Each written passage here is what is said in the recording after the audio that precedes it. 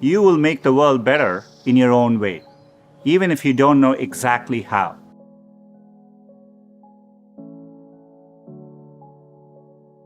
I grew up without much access to technology. We didn't get our first telephone till I was 10. I didn't have regular access to a computer until I came to America for graduate school. Under television, when we finally got one, only had one channel. For me, it was technology. The more access my family had to technology, the better our lives got.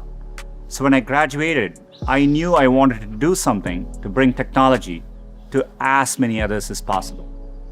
At the time, I thought I could achieve this by building better semiconductors. I mean, what could be more exciting than that? My father spent the equivalent of a year's salary on my plane ticket to the US so I could attend Stanford. It was my first time ever on a plane. But when I eventually landed in California, things weren't as I had imagined. America was expensive. A phone call back home was more than $2 a minute, and a backpack cost the same as my dad's monthly salary in India. And for all the talk about the warm California beaches, that water was freezing cold. On top of all that, I missed my family, my friends, and my girlfriend, now my wife, back in India. A bright spot for me during this time was computing. For the first time in my life, I could use a computer whenever I wanted to. Completely blew my mind. And at that same moment, the internet was literally being built all around me. The year I arrived at Stanford was the same year the browser Mosaic was released, which would popularize the World Wide Web and the internet. The summer I left was the same summer that a graduate student named Sergey Brin met a prospective engineering student named Larry Page. These two moments would profoundly shape the rest of my life. But at the time, I didn't know it. It took me a while to realize that the internet would be the single best way to make technology accessible to more people. And as soon as I did, I changed course and decided to pursue my dreams at Google.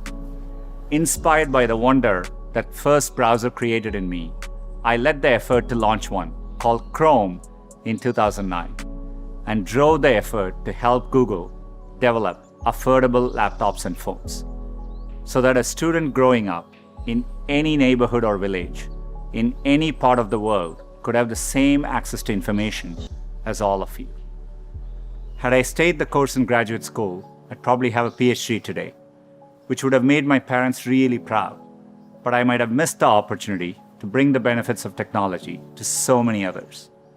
And I certainly wouldn't be standing here speaking to you as Google's CEO. Believe me when I say I saw none of this coming when I first touched down in the state of California 27 years ago.